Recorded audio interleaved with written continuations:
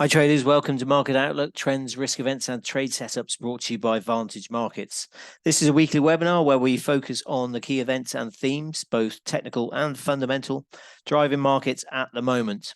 Whilst I just let you have a quick look at the disclaimer, I'll just run through what we hope to get through in the next 30 minutes or so. We'll just check out where markets are currently trading. We'll then review very briefly the main events from last week, that being the inflation data out of the US and the Eurozone.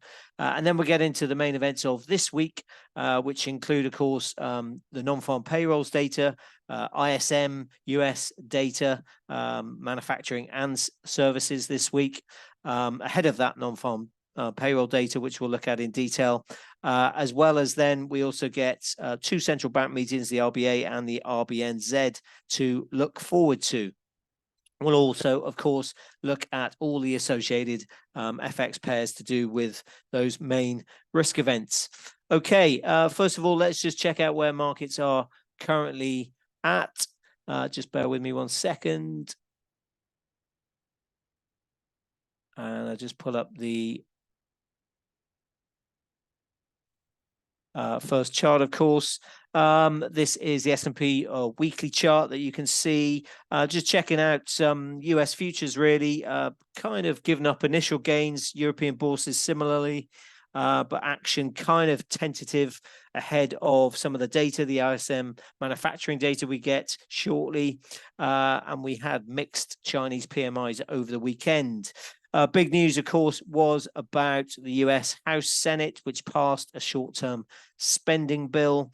They agreed that stopgap spending bill basically to fund the government until November 17. So it avoided a shutdown of the government and potentially of some of those government data releases as well, which is key for markets, really. But that is only a temporary reprieve, as we will probably have to go through this in less than 45 days' time. Don't forget that. The next FOMC is actually on November 2nd. So potentially, because that shutdown then is after that date, then that could possibly weigh on FOMC voters actually during that meeting in November, early November. Otherwise, as I said, we had the Chinese data. Large parts of Asia are on holiday with China's Golden Week, so sort of quite quiet start, as I said, tentative. But China did have that data over the weekend. PMI data suggesting that the downturn in China possibly has stopped and the economy has troughed. Official PMI data showed small increases for both manufacturing and non-manufacturing, whilst the other PMI data figures weren't so upbeat. And so possibly, as I said, mixed sort of data out of China. We do have a packed calendar this week, central bank speakers, rate meetings, as I said, and of course, jobs data out of the US, culminating with the non-farm payroll on Friday. Kind of really, though, bigger overview, none of these events really will look likely to knock the strong dollar off its perch. As for stocks, they traded flat to, well, lower, really. Yeah, mixed, really, pretty flat to end the week and the quarter, as the initial strength following the softer inflation data was reversed, really, amid month-end, quarter-end rebalancing flows. The major indices, they posted actually their worst quarterly performance in a year and the first negative quarter of 2023, essentially with the higher for longer message reverberating through markets. And also Treasury yields, they steadied on Friday. So the benchmark S&P 500, that fell 0.3%, 0.27% on Friday, notching a 3.7 decline since the end of June. As I said, its first negative quarter in 12 months. The tech-heavy Nasdaq Composite, that rose barely on Friday, dropped 4.1% on the quarter. That marked actually its biggest quarterly drop since the 3 months to the end of June 2022, so last year. Of course, despite expectations that inflation was slow, essentially markets have been grappling with interest rates remaining high for an extended period. And of course, as well, weighing on investor sentiment has been this impact of surging oil prices. They've risen over 30%, nearly 35% in the past 2 months on lower global output. So futures, as I said, they're kind of flat, barely in the green at the moment. We've seen this downward pressure. We have had Nike results, actually Nike earning results after the US market call, kind of slightly lifting sentiment. Those shares were up, I think, around 6-7% in the aftermarket. Really, as the outlook on gross margin and revenue growth were better than feared by analysts. So the broader benchmark, you can see the weekly chart, and you can see we just tapped that long-term trend line support there. That was, of course, last week's low at 42.38. We're now slightly above that and slightly above that trend line support. So at the moment, that's holding prices. You've got the 100-week moving average just below there at 41.96, and then the 50-week moving average just below that at 41.56. If we look at the daily, you can see that long-term trend line support, just tapped that and then bounced off it. And Friday was looking good, actually, but you can see then the downturn from the high 43.33 and closing at 42.88. So key will certainly be this trend line support, slightly higher, but around that sort of 42.40 area. Key support. If we do break, probably 42.65, very near term initial support there. Then you have the 200-day moving average, a thick black line, just below 4,200. So that will be a key line and widely watched measure of support.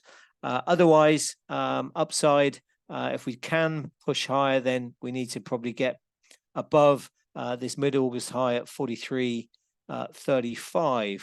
Okay, NASDAQ 100, if we look at that on the weekly chart, you can see again, doji candle really, so indecision really, closed at the midpoint really of the high and low, and the open and close fairly similar. So a doji candle, as I say, you've got that minor sort of fib level, long-term fib level at 14,696. We closed just above that. So interesting whether we can hold this and push above this area up towards 15,000. You can see the mid-August low as well, 14,557.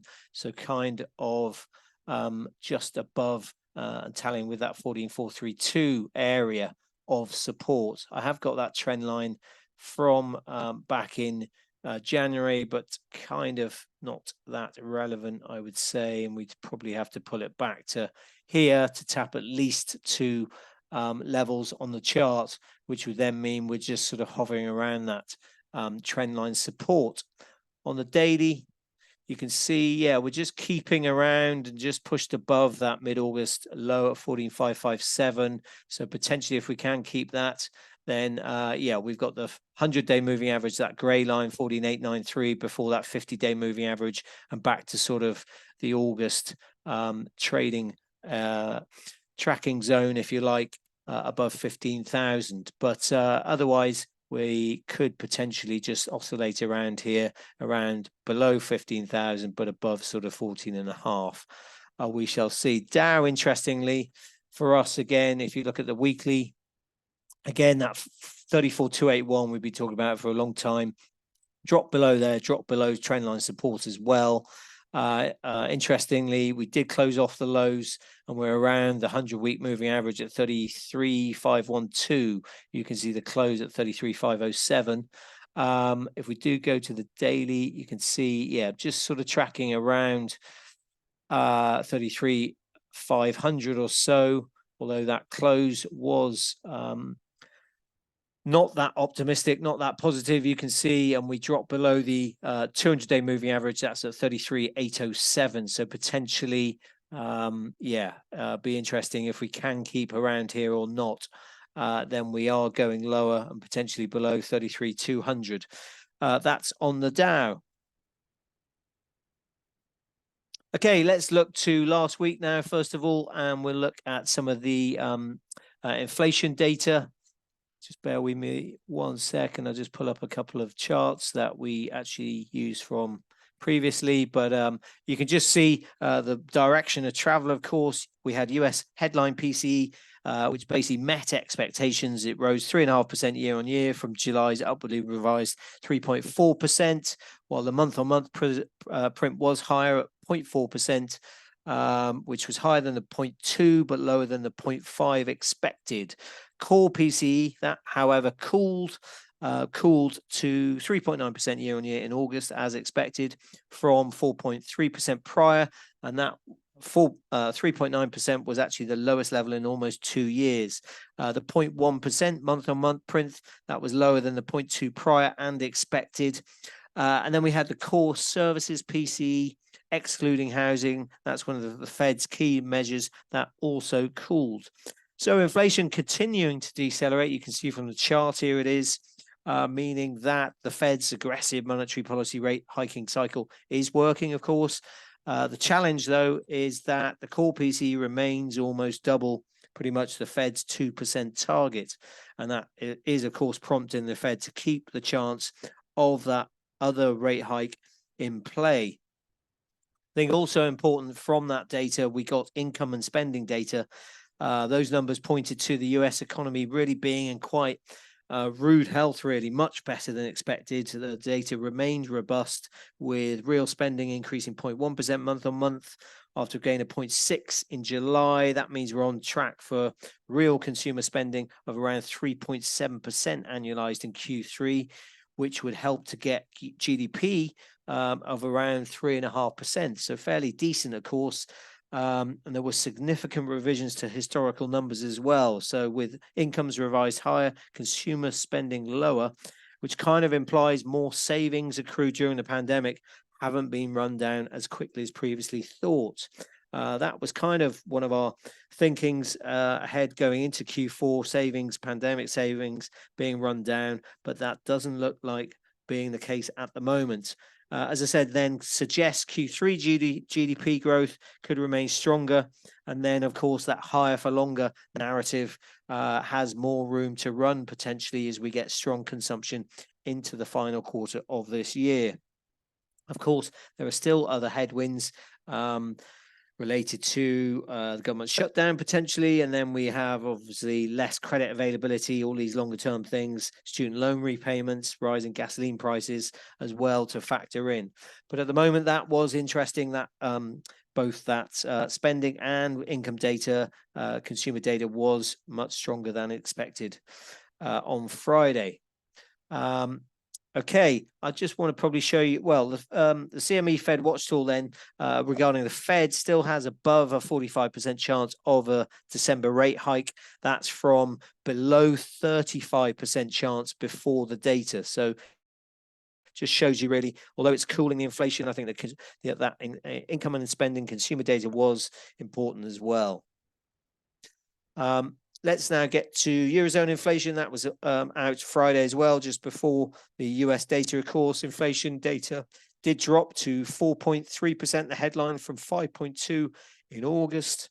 And that was below expectations of 4.5%. The core excludes food and energy, of course, those volatile elements. That fell to 4.5% from 5.3%. And that was also below consensus expectations of 4.8%. So good news then that the sharp drop was more than expected. Weak demand and base effects really impacting inflation favorably. But of course, we do have higher energy prices, wage costs as well, do keep the risk alive that inflation in the Eurozone could remain above target for longer than hoped. Services inflation as well may have ticked up month on month. That remains high. But there are noticeable differences between countries, and they are in the Eurozone. This is, of course, primarily driven by how energy translates to consumer prices, but also by differences in wage growth and economic performance. Chief concern then going forward, higher oil prices. That sort of concerns the Eurozone and elsewhere, of course. Energy prices did not fall as much as expected in recent months, and now are set to contribute positively again to inflation as the oil price, as I said, surged over 25-30% plus in the last few months. rising oil up above $90 a barrel. Of course, June lows were around 70. So that is a big issue. Economists, I think, they expect this will mainly push Eurozone inflation higher at the start of next year, with a possible contribution of 1 percentage point to headline inflation, that is. And really then, well, a couple of things we have to note.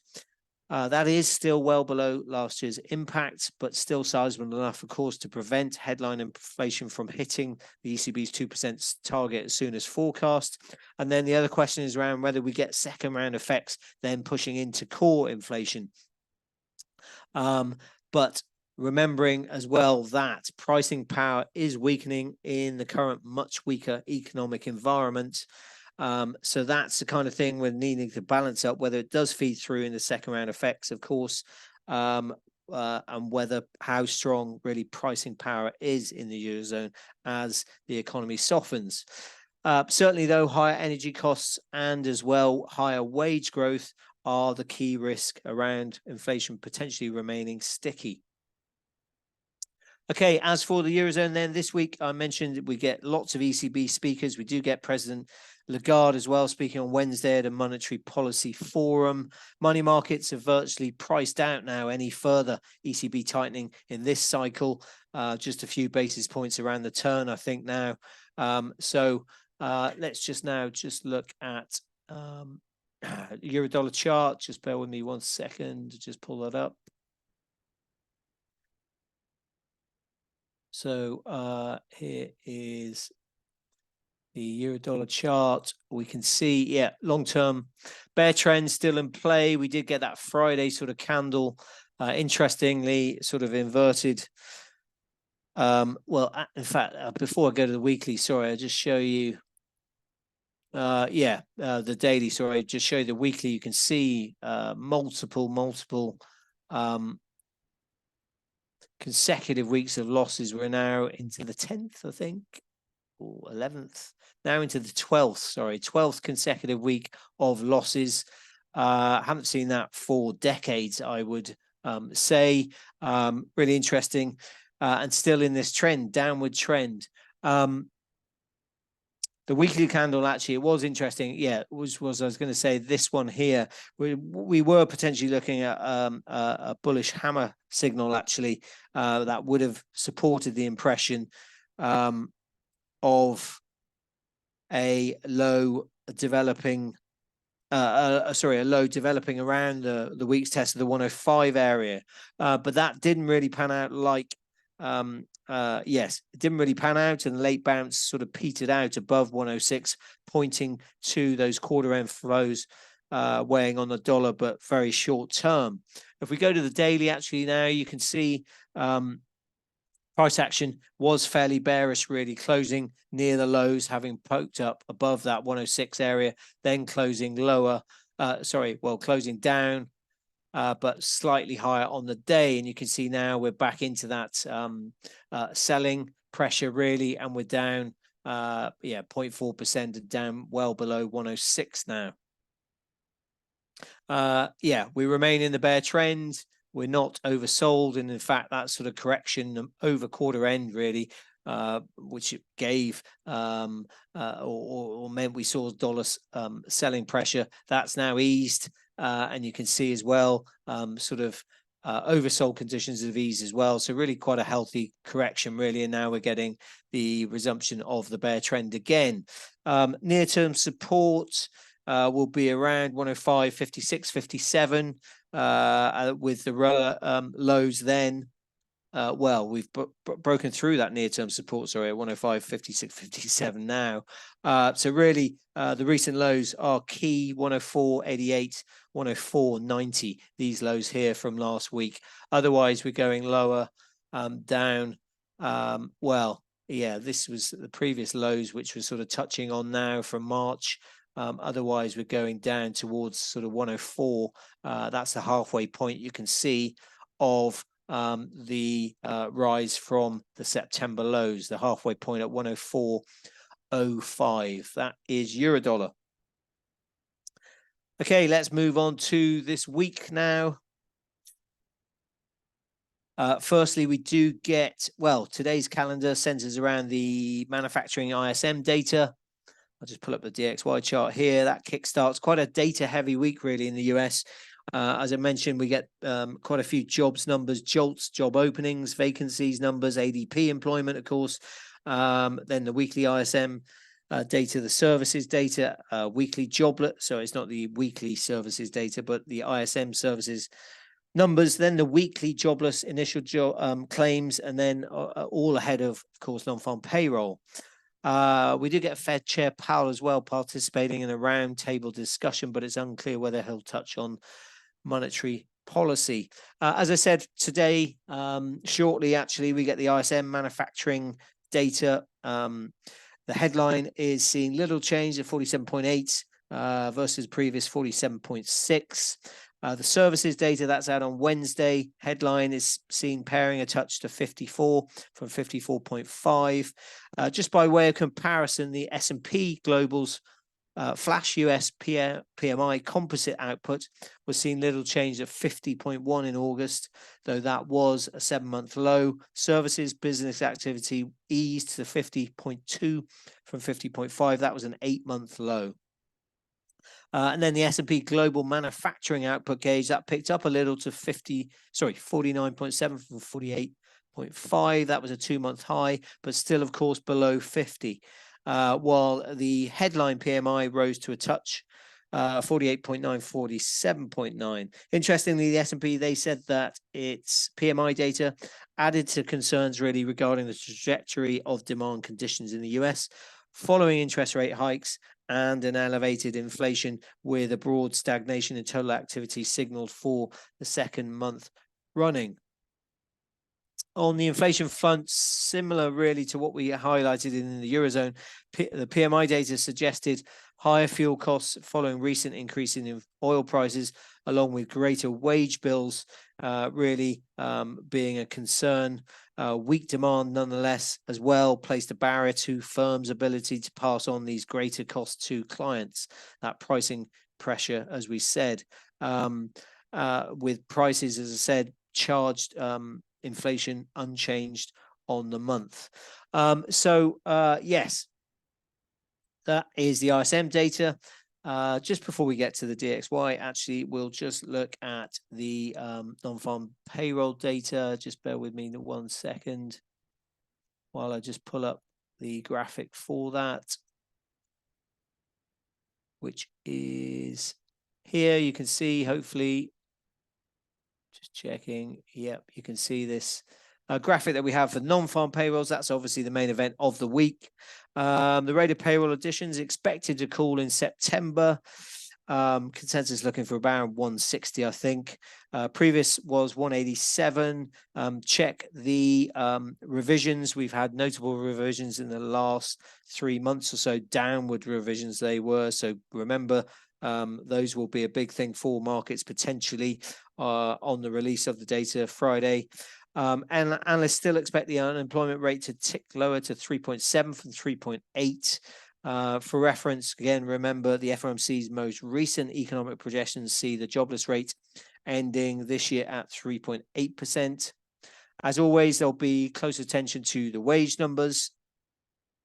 The rate of average earnings seen rising at a pace of 0.3% month on month, slightly quicker than the 0.2% seen in August.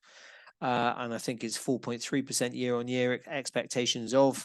Gauges of labour market strength continue really to point to a strong jobs market. Indeed, the Fed, of course, they recently tweaked its assessment of US economic conditions, noting that economic activity has been expanding at a solid pace. And although job gains have slowed in recent months, they remain strong, while the unemployment rate has remained low. So the bottom line, the data will probably not reverse the Fed's relatively hawkish stance, nor the strong dollar trend. And you can see, we talked about this earlier, around 45% chance now of the Fed hiking by 25 basis points by either November, December of this year.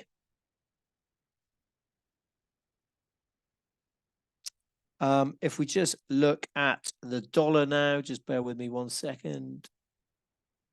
pull up the chart for the DXY, which is here. So you can see, obviously, key has been this higher for longer theme, long dated US Treasury yields being the big driver for the dollar in recent weeks as they've hit multi-year highs. The 10-year Treasury, of course, moving up towards, well, above 4.5%, 4.63% now. The higher for longer theme has been key for the dollar, and 4 yields pushing up the greenback as well. Potentially we get some consolidation into the non-farm payroll figures, but at the moment you can see, it's the 12th consecutive week of gains now for the DXY. We're not really overbought, you can see on the weekly, so certainly we can go higher. You can see the 50% mark of this decline is at 107.17, so potentially a marker for the bulls. If we just go to the daily, you can see the recent high is at 106.83. So again, possible initial resistance before then we get to 107 and then 107.17 being an upside target, as I say, for buyers. That is the DXY. Okay, we do get as well on the same day, same time, Canadian employment. I think the consensus is we see 20,000 jobs created in September. Unemployment rate expected to tick up to 5.6%. Job growth has been decent, of course, and certainly that could influence the Canadian dollar at the moment. Leverage funds, I think, at the moment, they hold a sizable Canadian dollar long position, and certainly they'll be hoping for another blowout jobs report to potentially put then a rate hike on the table at the 25th October Bank of Canada meeting. I think swaps at the moment have around a 25-30% chance of a hike at the meeting in a few weeks, and then a higher chance, really around 50%, I think, of a hike at the December meeting. So certainly the jobs data in Canada will potentially influence those market expectations. If we just look at the dollar CAD, you can see strength in the dollar, of course, pushing this back up, potentially up to this strong resistance at 136.67. So that's key resistance for dollar CAD. If we do roll over and we get a much stronger report, say in Canada, as opposed to, say, a weaker report in the dollar, then potentially we roll back down towards 135. And then you can see sort of 134 has been very strong support over the last week or so. Okay, let's now get to the RBA meeting. We'll just check out those meetings firstly or next. I'll just show you a graphic with the main numbers for the RBA meeting, which is here. Yes, they are likely to keep the cash rate target unchanged at 4.1%. That would be, this is the first under the leadership of the new RBA Governor Bullock. Money markets pricing around 88-90% chance, I think, now of a no change in rates, just a sort of 10% or so, 8% chance even of a 25 basis point hike. As a reminder, the central bank unsurprisingly maintained the official cash rate at the prior meeting in former Governor Lowe's basic swan song, while the central bank's rhetoric provided no surprises. Really, it reiterated some further tightening of monetary policy may be required. The board remains resolute in its determination to return inflation to target. The RBA also stated inflation is too high, will remain for some time, but then it said the pause will provide further time to assess the impact of the increase in rates to date. And the economic outlook, though, it noted there is increased uncertainty around the outlook for the Chinese economy due to, of course, ongoing stresses in the property market, and the outlook for household consumption remains as well uncertain.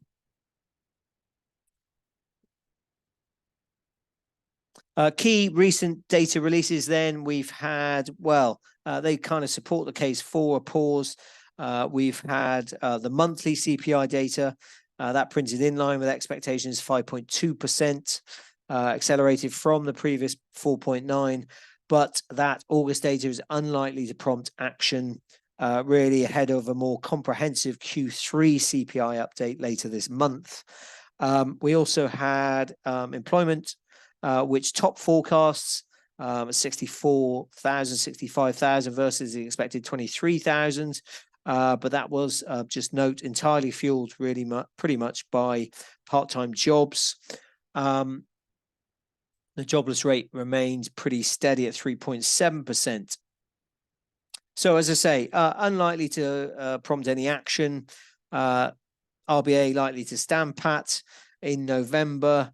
Potentially then there is a chance of a hike going into year end, but otherwise then possibly no action until sort of the middle of the next year, when economists expect more clear evidence of weakening in the economy and then possible rate cuts in Q3. Let's just pull up the Aussie dollar chart now,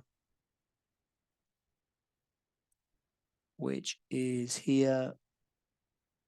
And you can see sort of buffeted really, of course, well, previous sort of summertime selling in Aussie dollar, obviously all around a crossfire really between higher US rates and then that really deterring China sentiment that we had.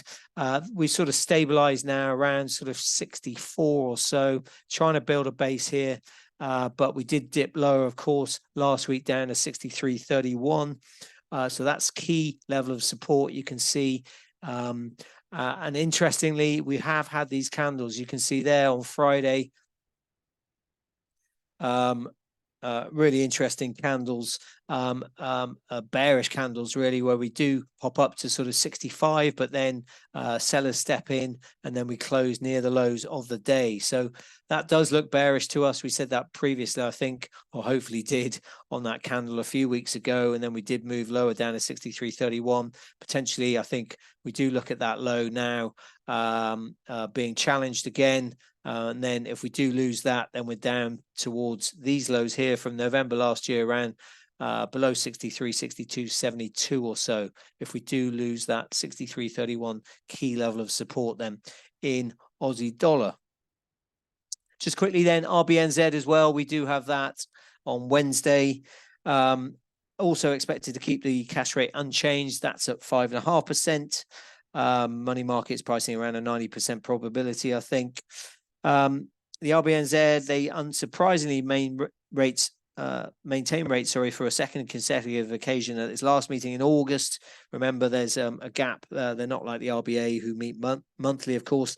But the RBNZ, they reiterated the OCR, that's the official cash rate, will need to remain at restricted territory, restrictive level for the foreseeable future, and that the current level of interest rates is constraining spending and inflation pressure. But they also noted there is a risk in the near term that activity and inflation measures do not slow as much as expected. OCR projections were lifted slightly to suggest it no longer sees the chances of a rate cut by December next year, although Governor Orr stated during a press conference actually that the OCR track is not forward guidance and is not a strong signal of their next move. All in all, a rate adjustment seems very unlikely in the near term. The bank will probably keep the tightening bias slightly seen in August. That was to maintain sort of maximum flexibility, if you like. Data releases since that last meeting kind of provide scope for continued pause. GDP topped forecasts, although slowed from the prior 1.8%. Inflation risks sort of point to lingering persistence, with the housing market slightly picking up and, of course, those higher oil prices.